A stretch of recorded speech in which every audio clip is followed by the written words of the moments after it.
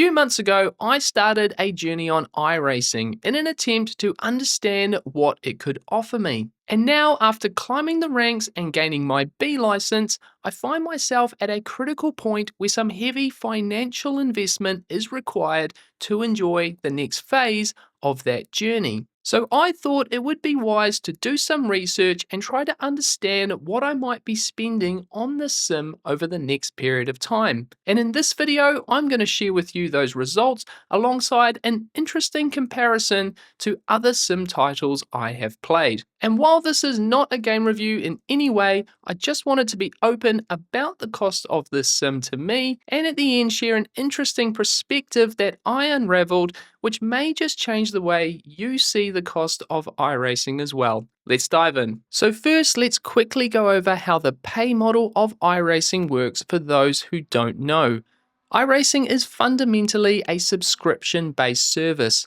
New users get a 40% discount deal, and my first 12-month subscription worked out at a cost of €5.67 per month. For your subscription, you get access to all the services of the game, access to the base game, and access to other additionally purchased game content. Now, that additional content includes both cars and tracks, and you buy these on an individual basis. iRacing advertises these at $11.95 USD for each car and $14.95 USD per track. But for the purposes of this video, I'll be using the euro amount that I spend after EU tax is added, which is €12.32 per car and €14.95 per track. So the first talking point has to be the subscription. Now I'd admit it's a little rough of iRacing to keep all of its content, including that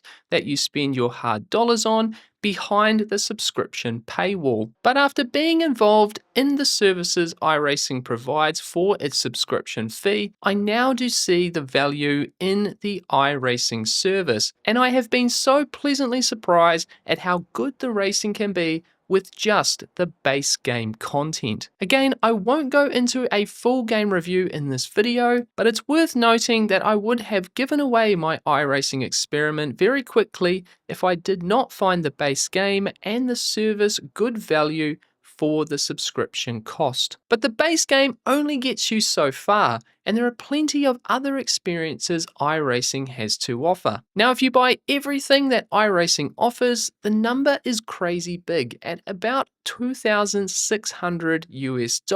But let's be honest and admit, no one is racing enough across so many series to need all of the content. So as someone with a focus on sports car racing, what might I be expecting to buy on this platform? Starting with cars, I think a good spread across the main series is a good place to aim for. I have already gotten involved in GT4 races, and this sensibly moves us into GT3s next season. I expect to buy a few of the GT3s over time for some options, but there is certainly no need to buy every single car. Porsche Cup is another series that I will get involved in.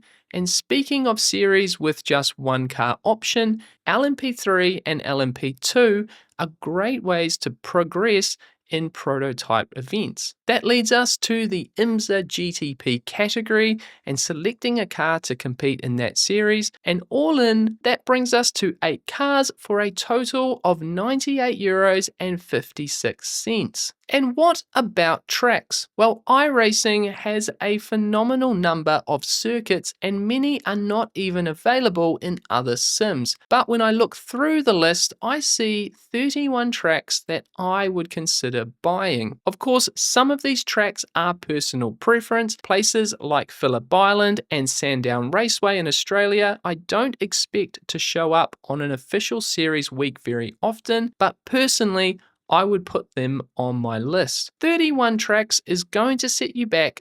€463.45. So at a cost of €562, I feel I would have every combination of sports car racing covered on iRacing. Let me know in the comments, is this more or less than you expected. Now, I won't be going out at the start of Season 4 and buying all of this content. Looking at the season ahead, I feel like there's probably 10 tracks and a couple of cars that I will purchase over the coming months. But it's nice to look out long term at this sim and get an idea about what the total cost might be for me. It's also worth noting that if you buy content in bunches, you can save up to 15%, and with the purchase of a few open wheel cars from the Formula series, you would have all the content needed to pursue all of the road Formula racing on iRacing as well. But how does this compare with other sim titles? Well, since I started sim racing 12 months ago, I have purchased in full two sim titles, Assetto Corsa Competizione and Le Mans Ultimate. Now, both of these sims are simple play-to-own models, and Le Mans Ultimate has additional features and races that you can access with a subscription. But content alone, how do they compare? Well, for my calculation, iRacing is about 2.3 times the cost of other sims. In Assetto Corsa Competizione, I have raced 3 GT3 cars and about 19 of the 25 tracks are used. And an LMU equivalent would require at least 4 cars and will soon include 14 tracks once the new European Le Mans Series DLC packs are released. So on those numbers, yes, iRacing is quite expensive. But there was one realization I made when crunching some of these numbers. When I add up what I have spent on Sims in the last 12 months, including Assetto Corsa Competizione, Le Mans Ultimate, and Assetto Corsa Evo Early Access, I come up with a figure of around €290, or a little over half of what I expect to spend on iRacing long term. Not to mention the upcoming Le Mans Ultimate DLCs and the cost of Assetto Corsa Evo when it eventually becomes a more full release, and it sort of becomes apparent that the cost of iRacing versus being involved in other sim titles isn't as big as I first thought. Basically, if I had been involved with iRacing from day one and had only focused on one sim, then I probably wouldn't be too much more out of pocket in the first 12 months than what I am right now. In conclusion, it is safe to say that iRacing is still the most expensive sim to be involved in 2025. But for me, the stories of thousands of dollars that this sim costs are not all entirely true. I hope you guys enjoyed that open look into the cost of iRacing for 2025. I know many of you have been asking to keep you updated on what I spend on this platform, so I really do hope that it satisfies that question for you. But now it's over to you guys. Let me know in the comments if you're new or yet involved with iRacing, what did you think about the figures mentioned in this video? Are they higher or lower than what you expected in 2025? And if you're a campaigned iRacer, again, let me know in the comments, what have you spent on iRacing and what are your tips for buying content on this platform? Excited to get involved in that conversation down below. And if you found this video interesting or informative in any way, then please give it a big thumbs up.